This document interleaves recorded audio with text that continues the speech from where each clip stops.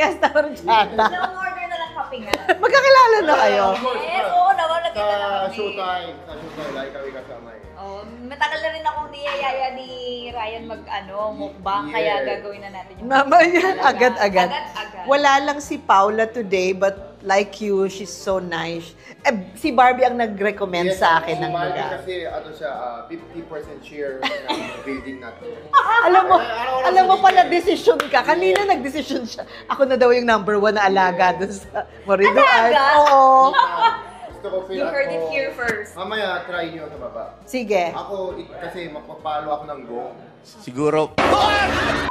Ito yung first guesting ko sa YouTube na sobrang biglaan. Uy, misusing ko sa morning po. Nauna pa sa Showtime live. Ryan, dito ka muna. Dito. Sorry, sige na. Tumatawag si Mami ba? Sige na, magtrabaho ka na. Baka pagalitan pa ako May miss you niya. ni Bambi. Ryan, asan ka na? Thank you. Salamat. Congratulations, more power. Of course. Ingat. Enjoy. Pero dito sa Siesta, meron silang tinatawag na VIP room. At doon kami pupunta ni Barbie ngayon. Excited na po kami kasi mga amoy bituka na yung Hininga namin. hininga namin. Ready na kami sa mga papainom at ipapatikim nyo sa amin. We serve horchata, means cinnamon rice meal. Dirty horchata is Madumi. madumi. Bukod sa madumi, ma'am. Ah. Bukod sa madumi. Oo. Creamy and sweet. Binagay mo ba sa akin yung naman, drink? ma'am. Ayun din. And then yung burnt dirty naman po, toasted rice meal. Oh, okay. So dito yan sa signature category. Ang natry ko pa lang yung matchata. Pero ngayon ang in-order ko, itong burnt turkey. Ah, okay. Pika-pika lang tayo. Ayan, I'm ito yung sure. sa akin. Okay. Product na to. Hello. Ayan, jalapeno. Biglang naging maanghang. Oo. Para talagang Gutom ka. asin. Oo. Kabag. Naglalaway na ako. Kaya pasok na tayo sa ating room. Serve na lang po ng fashion week. Ba't nakakalaway? Finally. Ang hirap niyang i-schedule sa mga pinaka-hot na young actresses today. Wala na akong masasabi pa. Malalaman niyo na lang Hot ba saan? sa lahat ng bagay, my God. Diyan sa mga diyan sa mga palaglag mong buhok. Barbie Forteza! Let's go! Tumalagong dog! Hello po! Kasi meron kaming itinataguyod, ipinopromote na pangmalakasang Netflix film namin sa September 11. So thank you talaga dun sa mga agad-agad na naintriga kasi parang 2 hours pa lang naka 2 million views na yung trailer natin. So this is Contrabida Academy. First time namin ni Barbie na makagawa ng full-length film. This is written and directed by the one and only, the maker of Kimidora, Chris Martinez! Welcome to the Contrabida Academy. Dito magiging ganapang yung pagiging primera Contrabida. Very brief history lang ng how Barbie and I started our relationship. First of all, syempre, hindi kami magkaedad ni Barbie, no? Oo, mas matanda ka. Just sa mga pinagdaanan mo, sa mga paano ka mag-isip. Hindi kasi ang bilis talagang mag-mature ni Barbie. Una kami nagkita sa GMA sa yung first time. So, hindi ko alam kung bakit agad-agad. Sabi ko kay Direk Andoy, ay oo, gusto ko sumali dyan sa soap ni Barbie. Siguro dahil kaming mga, hindi naman senior, mga nauna sa business. Seasoned. Nakikita namin na nasa iyo lahat yung characteristic ng seryoso sa trabaho. At a very young age, ilang taong ka nun? 12. Oh, 12. Na, alam mo yung, sumali ka ba sa contest? Nahilain ako noon, madam. Oo. Actually, parang recently ka na lang naging open. 12 years old siya, tinutukan ko na rin si Barbie. Hanggang sa natuto na siyang mag-host, natuto na siyang mag-comedy, pumasok na rin siya sa mga mas dramatic, hanggang sa naging historical. Na siya, parang actress, yung suki sa mga historical drama. And then, eventually, nasubaybayan natin yung ilan sa mga personal, mga journey niya. Diba? Miss Contrabida Academy came to our lab last year. Yes. So, paano nila sinabi sa'yo? Sabi niya, ikaw to. So, personal kayo? Personal? Zoom.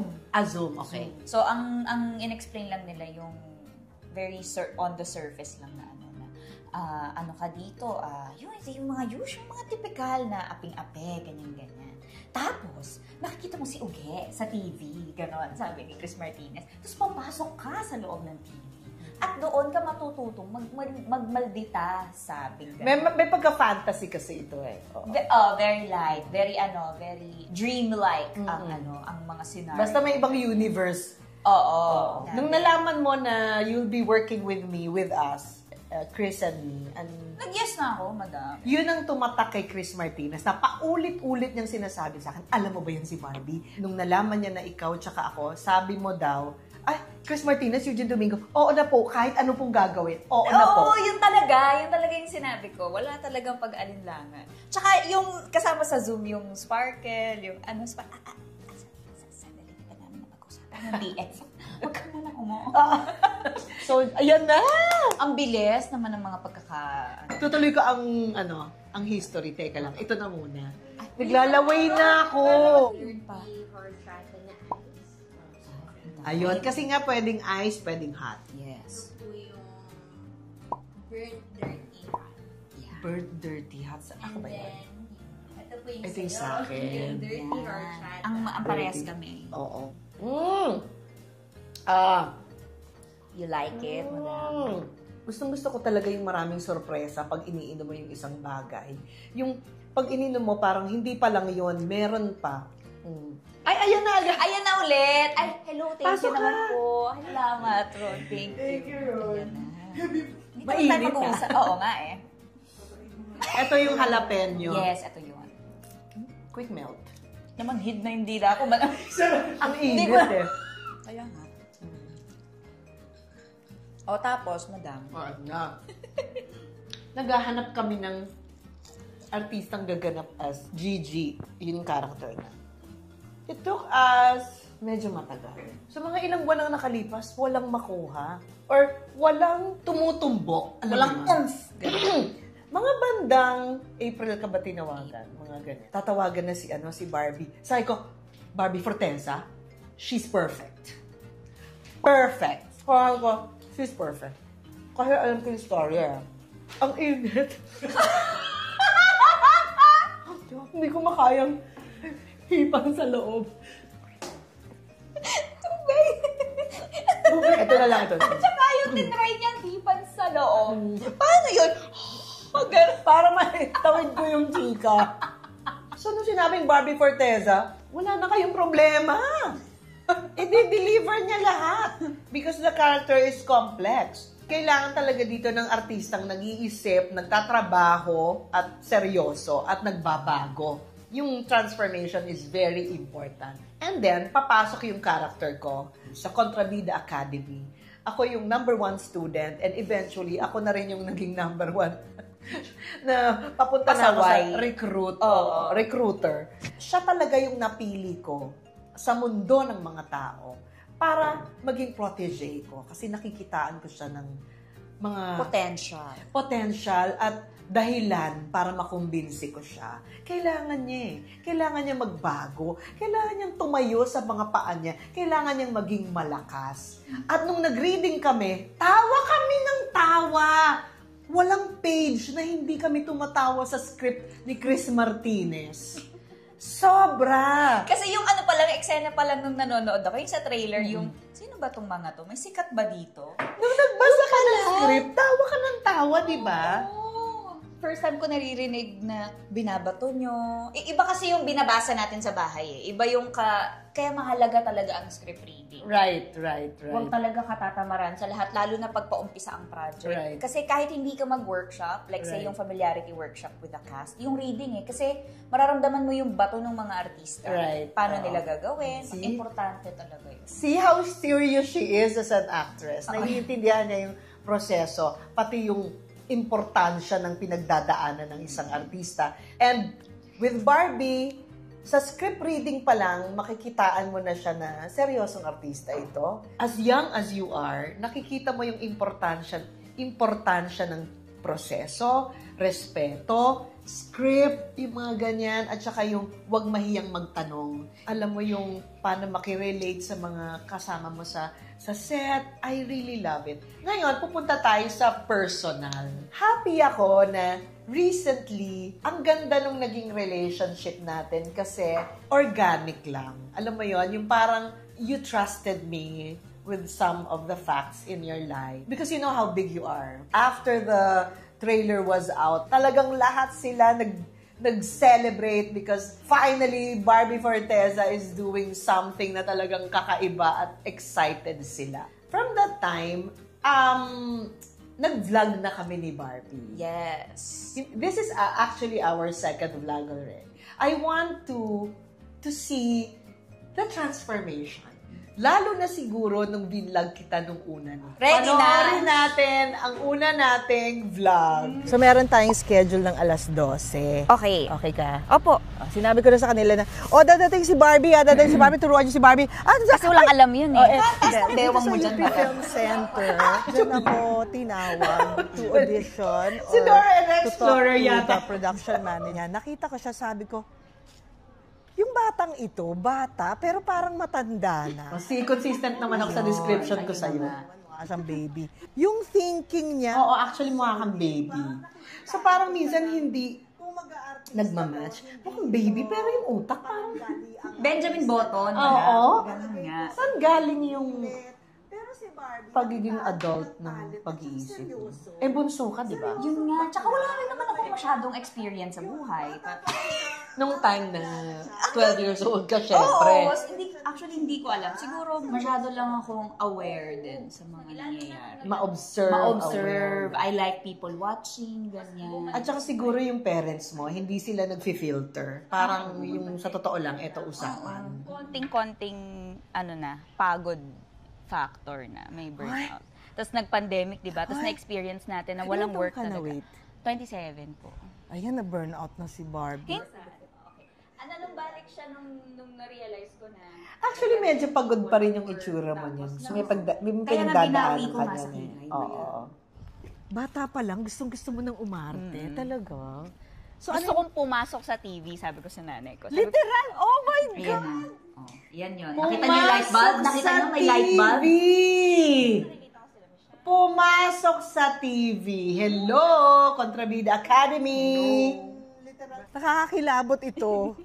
Kasi may pelikula kami sa Netflix na announce naman Yes. Parang Correct. ang daming para-releases. Full circle. Kasi nandun lahat yung elements na sinasabi ko na nakita ko pa lang siya, nakita ko na yung potential niya. Tapos nililibot ko siya ngayon sa aking academy. Yes. Tapos gusto niyang pumasok sa TV. May goosebumps na nangyayari. Ano nangyayari? Interesado ako dun sa sinabi mo sa akin na, ate, parang nararamdaman ko na gusto kong mag-aral. At tuwing naglalakad ako dito sa UP, parang tinatawag ako ng UP mascot. Bagay sa'yo Kasi makapagtapos. recently ko lang nakahiligang mag-ikot-ikot dito. Tapos ang ganda dito, as in, sa hapon po kasi ako tumatakbo, naglalakad dito eh. So sobrang lilim, tapos ang daming tao. Grabe, ang nipis ng bewang mo. Oo. Dalawa nung akin. Pwedeng tatlo. Pero ang haba ng legs mo, madam. Kumbaga, pagkatapos nung chest, legs na. Sorry. Okay naman ako sa image na mas sexy ka sa akin. Kasi meron din yung parang ang galing, napaka-talented, hindi naman relax. Saka lakas makalabiyas ng vlog natin. Yes. See, the word is reliable. You are reliable. Kung kukunin niyo siyang artista, magaling na, reliable. Ayun, oh. So, ang dami niyang project. After yan, ilang ginawa mo? Pa rin yung intention na makapagtapos at mag-pursue. Yan talaga. Nice yon. Nice yung goal na yon, ha? Ituloy mo yun. Actually, may iniisip ako ngayon, madam, na online na sabi ko nga po, bukod yes! Pero selected yung courses. Pero kaya rin yun. Yes! You know, wala pa akong gagawin hanggang Pasko. So far. Nice. Gawin ko yan. Barbie, ay gustong maging businesswoman. Yes. Ito yon, manifestation. Yeah. pagka nabigyan tayo ng time at saka ng chance. Tsaka nagtanong-tanong ka naman sa mga unang nag-business. Tsaka gusto talaga natin yung taliwas tayo sa... Oo, breaking the norm nga eh. Kaya, yung mga tao pa ganun, kami pasalubong. At saka yung iba na Gina G tumakbo, yung kaya may nakaharang, yung gano'n, yung Ay, alam mo, nagsastart ka palang tumakbo niyan, no? Hindi pa. Medyo, opo. Isang buwan pa lang. Marami ring aso. dalawa. Chill. Saan galing ang aso? Yung mga aso mo saan Such as galing? isitas po. Eto, si Barbie ang galing sumagot sa interview. Oo. Totoo naman. Hindi talaga siya yung... Hindi siya kumakapit dun sa mapag-usapan dahil sa marami akong mga pasabog na mga pwedeng imarites. Hindi yun ating claim to fame. Talent tayo, talent. Ano na lang yung okay na, this is it, I have my statement. Yes, yun na yun. Tapos na. Malinis. Yeah. Yun na nga ang mga ikinahahanga ko kay Barbie. So tama na yung mga chikahan natin kasi ayoko namang mapunta ulit dun sa ayaw niyang mga nire-respeto ko siya. Pero kamusta ka niyan? Actually, malaking part kayo. And you will hear it here first. Malaking parte po kayo ng aking healing process. Oh. Kasi you introduced me a sport na talagang I tried naman. Hindi lang talaga ako gumaling. Pero I really tried. Not now. You have all the time. Yung tennis. Alam mo naman yung tennis, you can play it until you're 92. Yes. And it will always be there naman. Yes. So yun, nag-introduce kayo sa akin ng isang bagay na pwede kong i-divert yung focus ko doon. Right. Yan yun. So, yung mga time na yan, nagbubuo ako ng bagong routine. Nice. Yun. So, kaya Kita ko yun. bagay na nag-introduce kayo ng iba't ibang Kita ko yun. hobbies or sports sa akin. Kasi parang ito yung time na binubuo ko ulit yung sarili ko. Right. Habang nagpapapicture sila. Tumakbo! At hinarang. Oo. Ikaw ba, Barbie- Miss Eugene, may mga, ka ba sa akin, mga tips? Yan, mga ganyan. Sa showbiz or acting. Gusto ko lang na ang ganda ng kilay mo. Wala po ito. Kinilay mo kami dyan eh. Yung nasa healing process ako. Nasa healing process ako. Sandali. Uulitin ko. Tabi eh.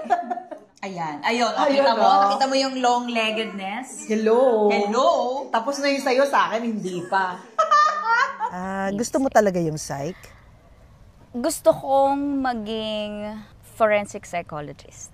Ay, Yeah. daming nalalaman. Dami. Forensic psychologist ba yung pag may krimen? Gusto ko sana criminology, kaya lang ang daming activities. Pampulis, di ba? Hindi ko kaya yung mga ganun-ganun. Gusto ko Paano yung mga- activities ng pulis? Ganun. Diba? Kung ako yung police, wala. Wala talaga. Alam mo, hindi aabot sa Hindi aabot talaga. sa parang punta sa action. Pwede ka rin mag-action, Hindi. actually. Or superhero. Hindi talaga. Ito nga, isang beses ako nag-action, nabali na agad yung daliri ko. Kasi hindi ka Dahil hindi ako nag-action nun, madam, nakaupo lang ako. Gumanon lang sa lubid to. For the sigaw lang ako. Ganon. Wala, hindi talaga pang action. Nabali. Nabali. Sa Marikina. Yes. Young Miss Maylene po ako doon. Ang galing mo doon. Kasi yung bigay ng emosyon mo, may kausap ka sa phone na, I'm very sure wala kang kausap sa phone. Parang binabasa lang ni assistant director yung dialogue nung supposed to be kausap mo sa phone. Pero yung paghatid mo sa sarili mo doon sa eksena, tamang-tama. Sabi ko talaga nung napanood ko yung eksenang yan, itong Barbie Fortesa, binibigay niya talaga yung puso't kaluluwa niya, pati utak niya dun sa eksenang hindi naman ganun kadali. Technically, wala kang ka-eksena. Telepono lang, tsaka boses nung AD. Yes. Kung makikita niyo yung kopya ng Marikina, yung eksena niya sa telepono, yun yung nagbigay sa Malaya ba to? Best Supporting? Yes. Best Supporting Actress. Ilang taong ka nun? 16. I really like it. Matanong siya, hindi siya yung parang, bahala na? Ako, hindi ako ganun kasipag. True naman. Napansin mo, hindi ako nagtatanong ever. Pinapakinggan ko lang, ano bang order? Tapos bibigay ko lang. Ikaw, yun po bang, Ganun din po ba yung reading ko? Hawak pa rin po ba ako sa kanya? Dito rin po rin po, grabe si Barbie. Yung talagang... Oo, tsaka yung... Barbie? Lapas na tayo sa 16 hours? Matanong ka. Palagpasin mo na to! Ako naman kasi, ang fear ko naman, mapagalitan ng direktor na mali yung ginawa mo. Ayoko masabihan ng ganon. Nangyari na ba? Isang beses lang pala nung Nita Negrita, na umiiyak naman ako, pero kinat ni Direk. Sabi, sayang yung emosyon mo, hindi kita maintindihan, ang bilis mo mag-dialogue. Yun lang. Tapos magmula nun, binagalan ko ng mag-dialogue para maintindihan. Kasi wala nga namang sense yung iyak mo kung hindi nila naiintindihan. Yung bakit sinasabi mo, tama. Direct Kasi feel kay Hada Jr. Sumasabay kasi yung sa words. Tapos mabilis pa. So, ang tip ko na lang na maibibigay sa'yo, which is also my tip to everybody, is don't do drugs. O, see? Diba? Naging advocacy pa nga yung vlog. Naging... Exactly. Tama, parehas pa rin naman yung sinabi ko. Huwag na lang mag-drugs. Huwag ma-addict sa sugal. Huwag sumama sa mga anything bisyo. addicting. Oo. Yun lang. Please take care of your mental health, your physical health. You have to deliver. Our body is our instrument. Our mind is that's our asset. You know, I have to After niya, nag-try ako magpilates. Kala ko, after niya nag-try ako mag-drugs. sa bata, sa may edad, sa lahat. Yun lang talaga ang masasabi ko. Don't do drugs. Talaga! Yun talaga yun. Totoo. Sa lahat ng industriyang papasukin nyo, yun lang talaga yung payo niya. Ano ngayon, mga young actors, go lang. Hindi kailangang magaling kayo agad. Basta go lang. Doon naman sa mga seniors, hindi naman ibig sabihin na seniors dati, ang galing-galing na natin, entitled na tayo. Hindi, kasi umaandar ang panahon, nag-e-evolve. May mga bagay na akala natin, Hindi totoo yan, Diyos ko. Kasi, marami. Kung merong mga aspeto na hindi nyo naiintindihan, kami din. I mean, nauna lang kami ng years, pero ang insecurities natin pare-parehas lang. So, ang title nito ay Don't Do Drugs. Barbie Forteza, ang advice ni Eugene Domingo kay Barbie Forteza, don't do drugs. alam mo ba, naniniwala ka ba, Barbie, na pag niyakap mo ang puno, Lalanggamin ka. ang killjoy nyo? Ang gusto kong sabihin, pag niyakap mo yung puno, pwede mong kausapin yung puno. Hindi yung pag niyakap mo, mahihigad ka. Ang killjoy nyo. Ayan. At ano pong gusto niyo sabihin sa puno? Kung hindi ka maingay, di sana nasabi ko na muna. Ikaw naman. Teka lang. Walang higad Wala. Ayakapin ko din po. Hindi ba kayo natusok dito? Sabihin mo lang. Aray ko. Kaya mo ba? Sinaktan niyo ako. Okay. That's your Lola tree. Pwede i-share ko ano yung sinabi? Pwede. Gusto mo share ko yung sa akin? Sige, ako na muna. Sabi ko kay Lola Tree, thank you for this significant afternoon na nakasama ko this young person. Importante kasi yun. Na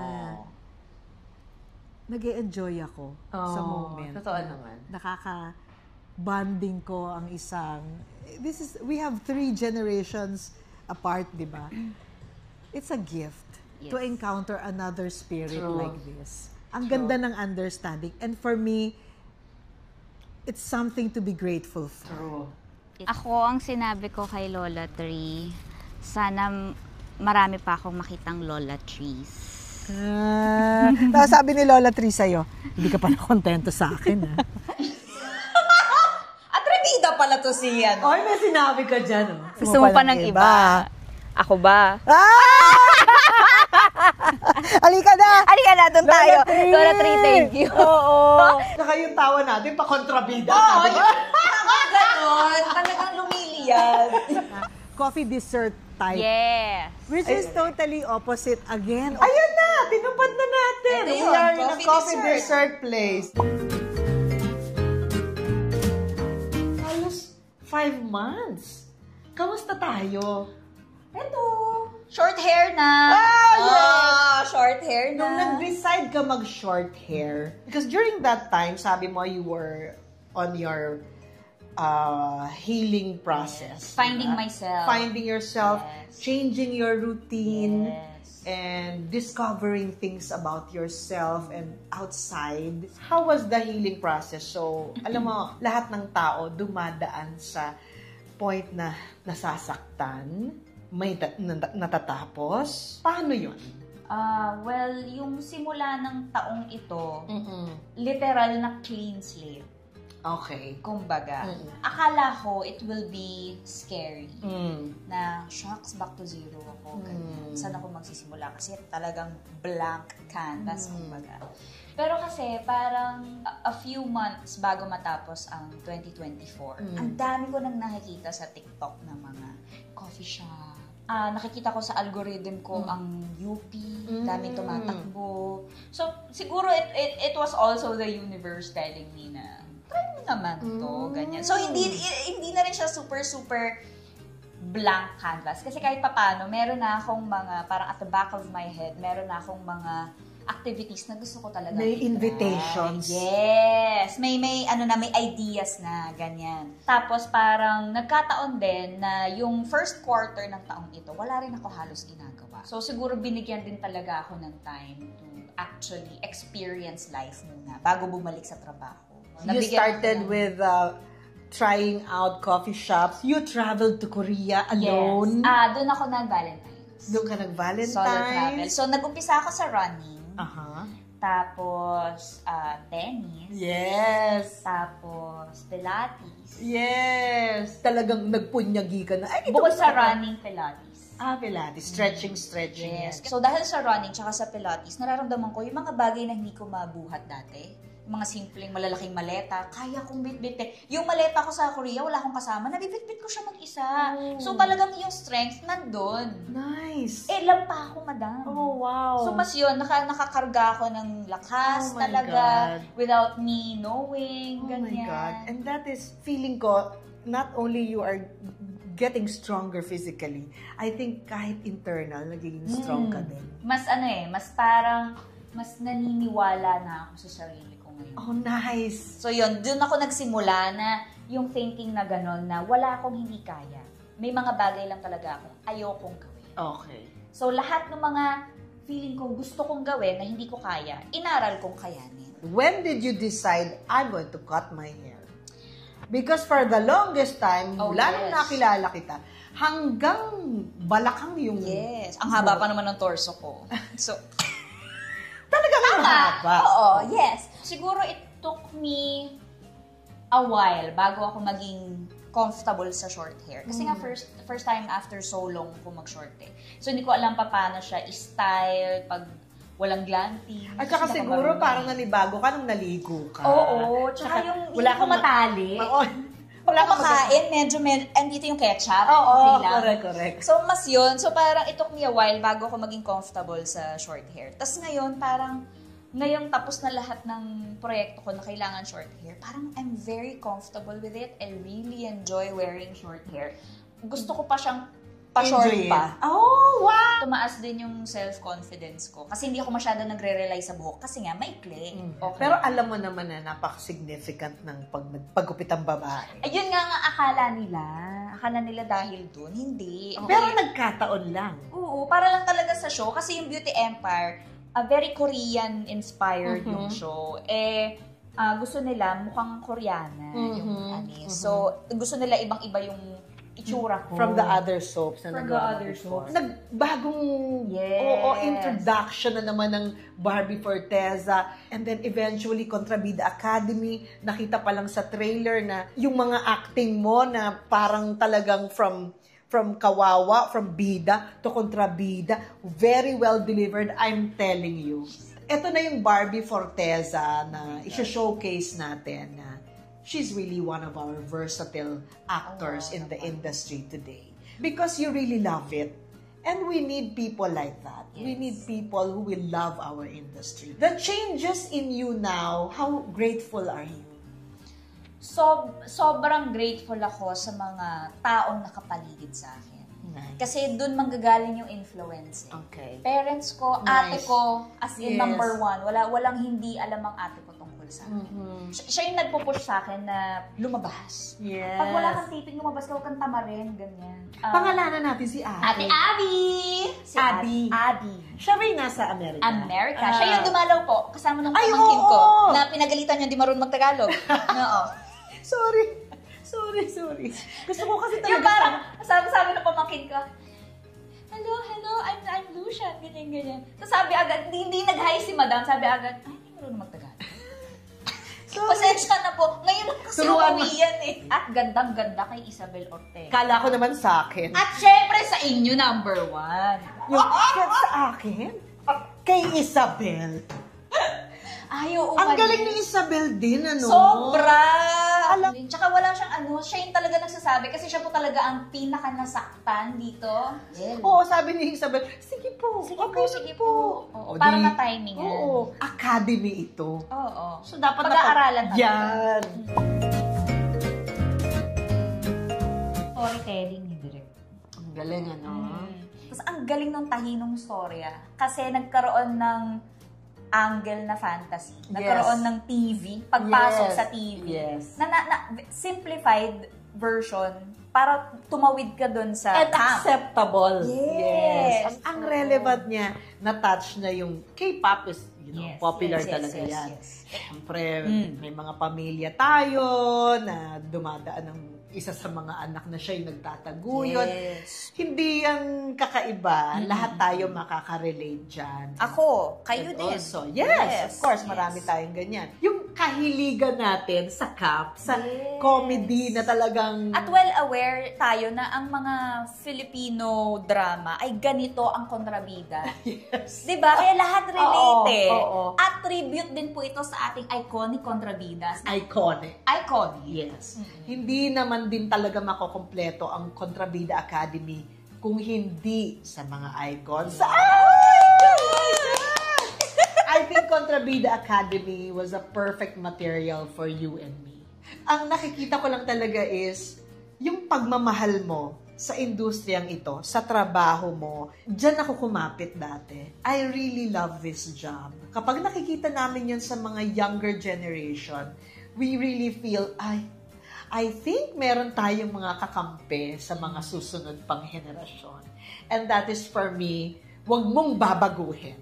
Baguhin mo na ang lahat, pero sana yung pagmamahal mo sa trabaho mo at sa industriyang ito, kahit kailan, wag mong babaguhin. Yes. Promise. Yes! Please watch Kontrabida Academy September 11. Yes! Only on Netflix. Written and directed by Chris Martinez. Thank you, Barbie. Thank you po.